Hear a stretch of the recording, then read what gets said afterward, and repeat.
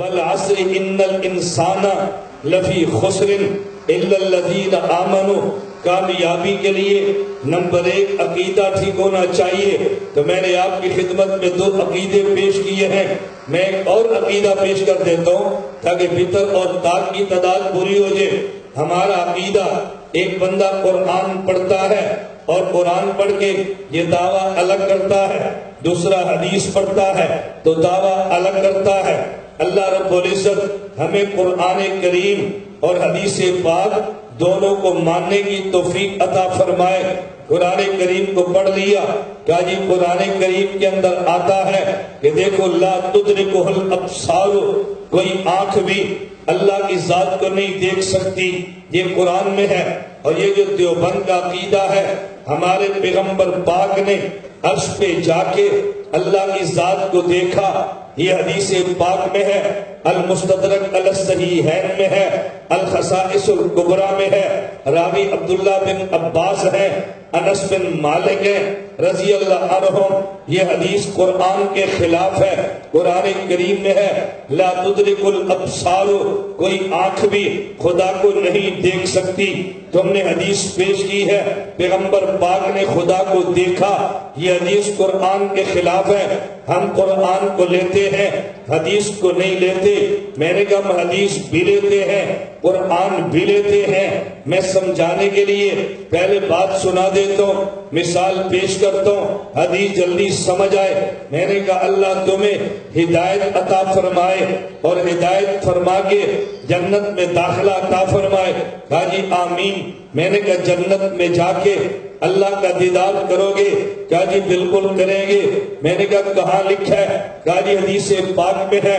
اللہ کے پیغمبر پاک نے فرمایا اہل جنت جنت میں خدا کا دیدار کریں گے. میں نے کہا اس حدیث کو اگر میں نہ مانوں، کہا جی کیوں؟ میں نے کہا قرآن کے خلاف ہے. قرآن کہتا ہے لا تدرکہ الابصار، کوئی آنکھ خدا کو نہیں دیکھ سکتی. حدیث میں آ گیا کہ تم جنت میں جا کے خدا کو دیکھو گے. حدیث قرآن کے خلاف ہوگی. جب اپنے خلاف آئی تو فوراً بات کہنے لگے، کہا جی نہیں، اس آیت کا معنی یہ ہے آدمی زمین پہ رہتے ہوئے اللہ کو نہیں دیکھ سکتا، اور میں زمین پہ رہ کے نہیں، میں تو جنت میں جا کے اللہ کو دیکھوں گا. حدیث قرآن کے خلاف نہیں ہے. میں نے کہا دیوبند والوں نے کب کہا ہے کہ اللہ کے نبی نے زمین پہ رہ کے اللہ کو دیکھا ہے؟ دیوبند والے کہتے ہیں پیغمبر پاک نے عرش پہ جا کے اللہ کو دیکھا ہے. تم جنت میں خدا کو دیکھو. یہ حدیث قرآن کے خلاف نہیں ہے. پیغمبر پاک عرش پہ جا کے اللہ کو دیکھے، وہ حدیث بھی قرآن کے خلاف نہیں ہے. ہم دیوبند والے قرآن بھی مانتے ہیں، ہم دیوبند والے حدیث بھی مانتے ہیں. دیکھو انہوں نے قرآن کو دیکھا، حدیث کا انکار کر دیا. ہم نے قرآن بھی لیا ہے، حدیث پاک کو بھی لے لیا ہے. اب آپ کہیں گے اور یہ قرآن کو لیا حدیث کو چھوڑا، اس کی مثالیں تو زیادہ ہو گئی. حدیث کو لیا قرآن کو چھوڑا، مثالیں کم ہو گئی. ایک مثال اس کی بھی دے دو تاکہ دونوں برابر ہو جائے. میں تاک کی عدد کو توڑ کے پھر آگے چلتا ہوں تاکہ مثالیں پوری ہو جائے. ایک شخص کہنے لگا اہل بیت پیغمبر کی بیوی، اہل بیت پیغمبر کی اولاد کو اہل بیت کہتے ہیں. وہ پیغمبر کی بیٹی ہے، پیغمبر کے داماد ہیں یا پیغمبر کے نواسے، ان کا نام اہل بیت. ہم نے پوچھا بچا، حدیث پاک میں ہے علی المرتضی آئے، حضرت زہرا آئی، حضرت حسن حسین آئے، فجل لهم بکسائہ.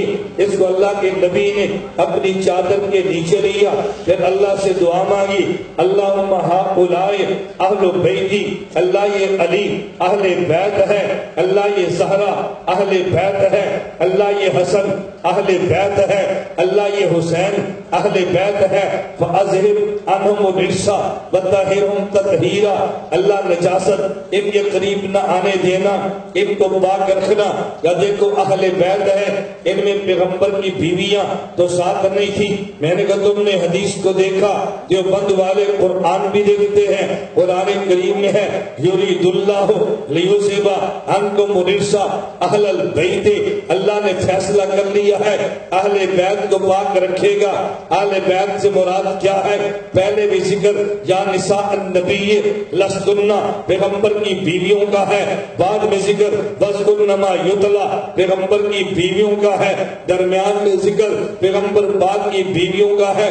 اس کا معنی یہ ہے ہم نے پیغمبر کی بیویوں کو اہل بیت مانا، قرآن میں آیا ہے ہم نے پیغمبر کی اولاد کو اہل بیت مانا، حدیث میں آیا ہے جو بند والے قرآن بھی مانتے ہیں، جو بند والے حدیث بھی مانتے ہیں، قرآن کی وجہ سے حدیث نہیں چھوڑتے اور حدیث کی وجہ سے قرآن نہیں چھوڑتے۔